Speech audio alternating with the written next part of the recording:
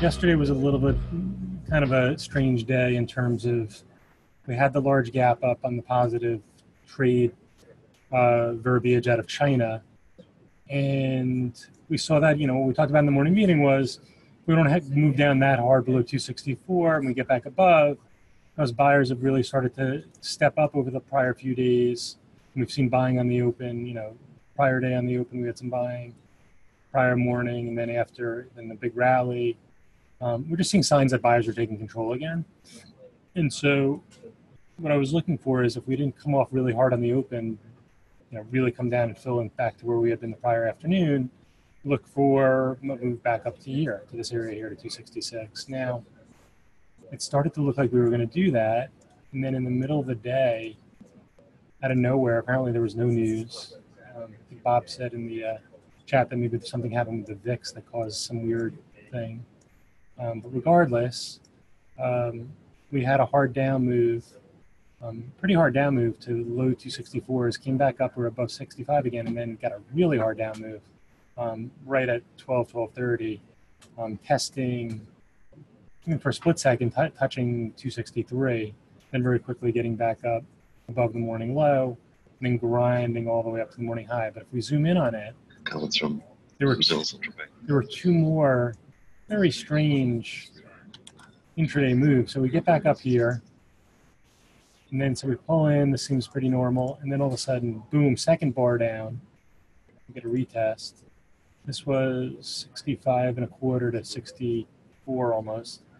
And then we make a new high, and then the same thing happens again.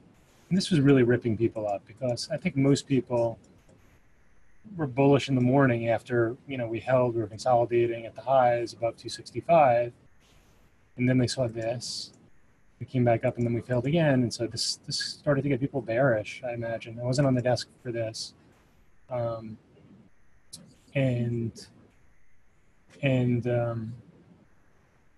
then we started to hold again, and you're like, okay, that was just some weirdness. We're going to move higher. Maybe we'll stop at 265, but we don't. We go right, we plow right through, then crush again, higher, then crush again. That's not tradable. One of the things that's been going on in the last couple of weeks in the market is we've actually had really clean moves above and below key levels, and multiple point moves. It was almost like yesterday, people for getting ready for those types of moves were punished with just so many reversals. So if you had struggled yesterday in terms of your market trading, I wouldn't worry about it. I managed to get away unscathed, but it was not easy by any stretch of the imagination.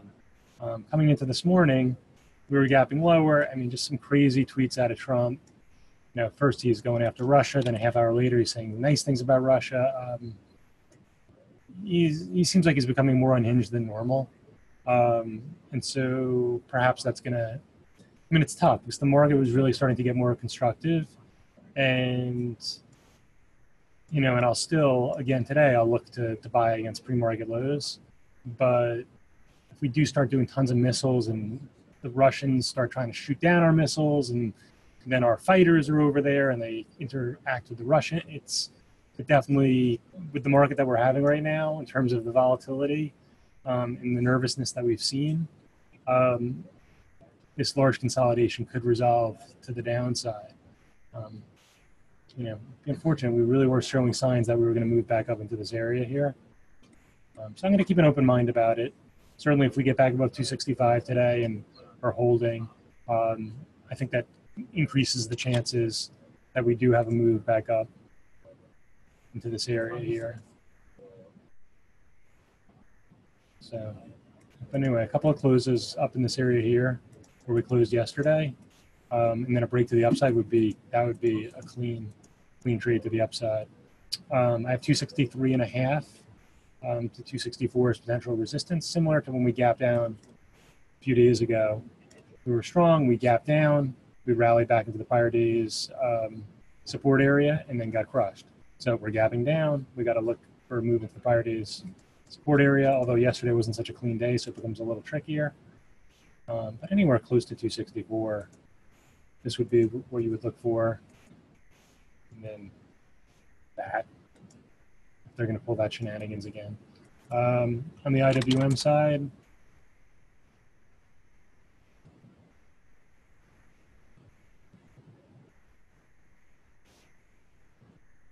So we did get up to resistance yesterday at the end of the day.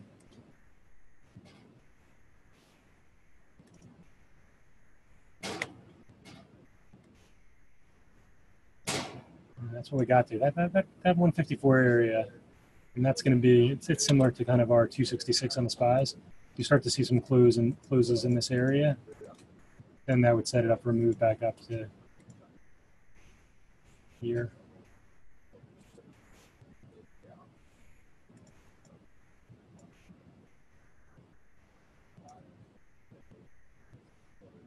$153 to 153.20 is, to me, the most obvious spot if the IW market starts to rally on the open to this area right here for potential failure. Take a quick look at VXX.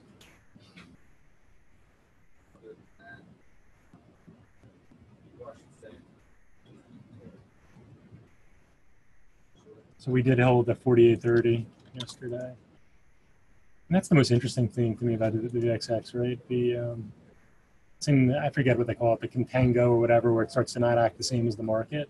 So as hard as the market was yesterday, if you were trying to actually trade the VXX in the opposite direction of the market, you're probably even getting ripped up worse than the SPYs.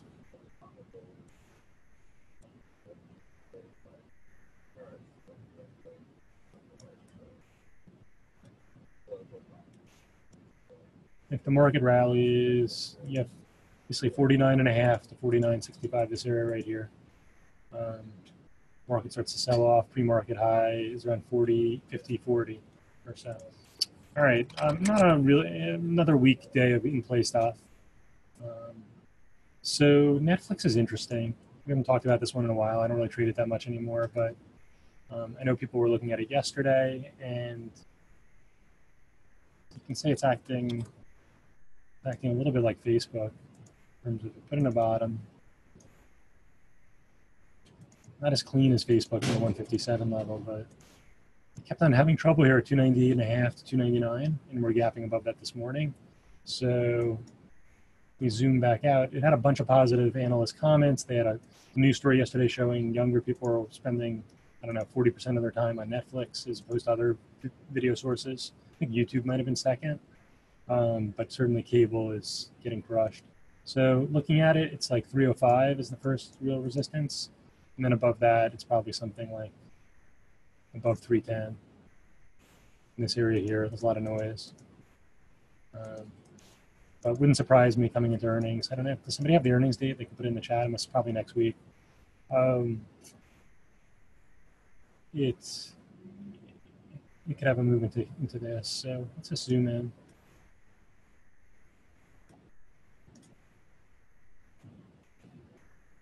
Okay, so even with the market down, 298.5, 299, this is the spot to look for it. This is where I will definitely start buying. And then what you want to see is if you're buying here, you don't really want it to go much lower than 298, and you'd like to see it get back above 300 and consolidate. That would be the trade there. FAST, the numbers were okay. They are 416 after the close, thank you. So that's going to be early, that's Monday, next Monday. So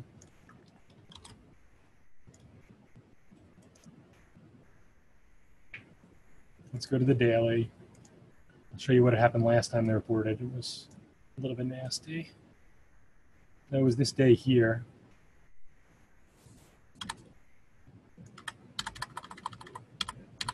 Deleting some of my markup from the last quarter so you can see it better. So it basically flushed below 52. I didn't catch that trade. There was a retest a couple of weeks later at the market low. I didn't have an alert there, but it did hold the 51.5 and rallied all the way back up. So it just seems to me that this thing's in a longer term consolidation now. The earnings seem to continue to be solid. They announced their dividend.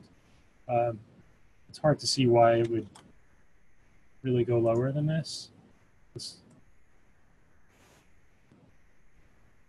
You do have this area here. What did I put on the sheet? 5160. So yeah, so it's 5160 and 52. You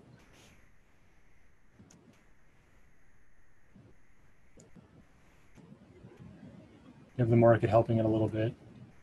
But anyway, they flush it down to that below 52 on the open, and you can catch a move back up to this the low from the other day, 53. That'd be a pretty good trade. HLT.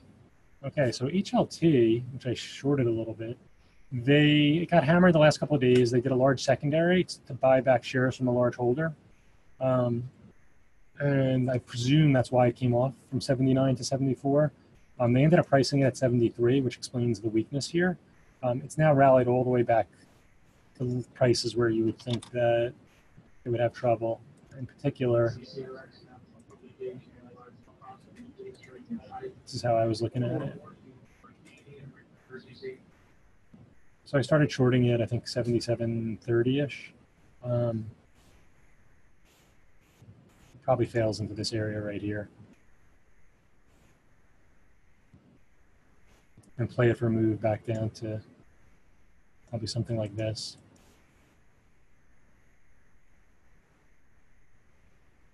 Oh, good. Somebody, Robert, is asking, would you consider buying calls in Netflix 320 striking from earnings? Well, the issue is how expensive are they?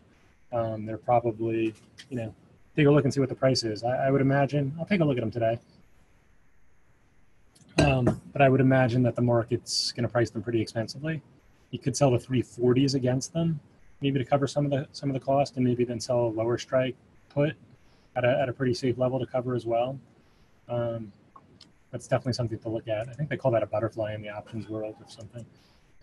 But yeah, buying it and then selling higher. But again, if it's pricing in a massive move, I probably wouldn't do it. If they seem relatively cheap, only pricing in, let's say, like a 4 to 5% move, it might be worth looking at. Good thought. SPPI, I didn't do a good job of following up. Obviously, we had this as our number 1 or 2 idea yesterday. They were buying it in the pre-market at 17.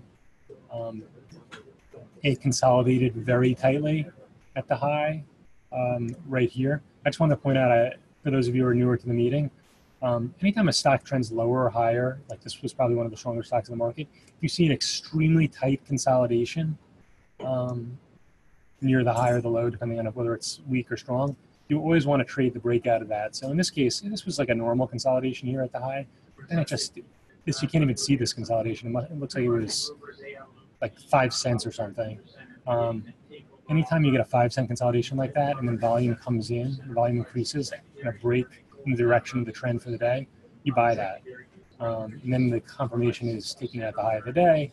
In that case, it went up another 1.5 from there. So that, as good as the trade was buying against the 17 buyer in the pre-market, that trade right here on this break was the most likely, in terms of percentage chance of working, had the highest percentage chance of working. It's gapping higher today. I wouldn't chase it up here. If anything, I'd watch to see if it fails at 22. I think 2180 was the level that we had on there yesterday. Or no, actually it's 2280. Scratch that. 2280 was the high on the daily. So it's possible they might try to spike it up to that level if it can hold above 22. And then I'd look for a pull in probably all the way back down to 21, 2050, something like that. It's extended now. VHC, somebody put in the QH VHC. This used to be a high flyer. Let's look at the daily. I think it went up to like $40, $50 at some point, right? Back through. Yeah. So this was back several years ago. It was crazy. It was heavily shorted. Went up to 40. It double topped. Hasn't done anything. I mean, it's done a couple of spikes up to $10. See if I can see what the news is.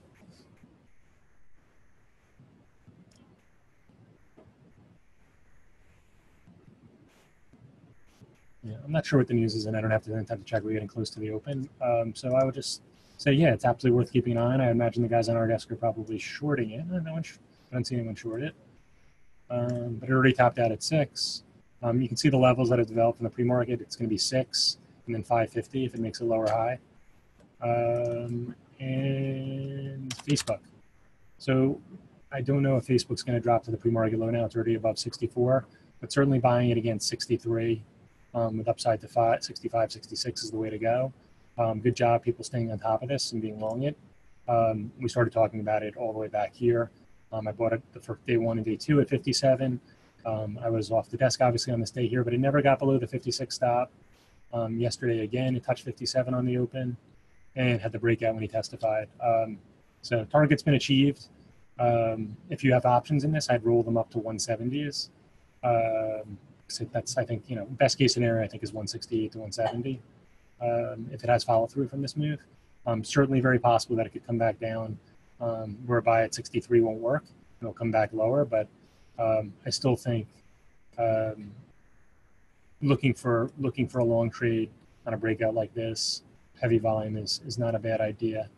You'd want to see it fail again at above 65 and then start to hold below 64 to think about trading it on the other side.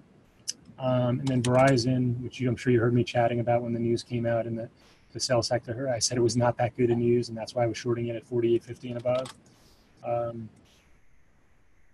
I think part of it was it's just been so beaten down lately, so people are looking for an excuse to buy it.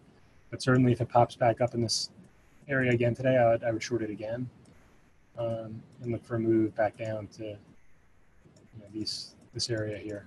Hope you enjoyed that video. You can actually watch that video if you're subscribed to our Trader 90 before the market even opens. What stocks are in play? What levels in those stocks are important? And how we might go about attacking that stock. That's Steve Spencer, 20-year veteran trader, laying it out there every morning before the market even opens. A really, really powerful tool to start your session off on the right foot. So right now we're offering a trial that you can take advantage of to access this meeting and other meetings throughout the day. We have a meeting at 11 a.m. Eastern where you can sit down with Mike Bellafiore and listen to him talk about what's going on during the morning session, what stocks were in play, what the best trade opportunities were, as well as maybe some things that we're looking at heading into the afternoon session. So I really encourage you to take advantage of that trial.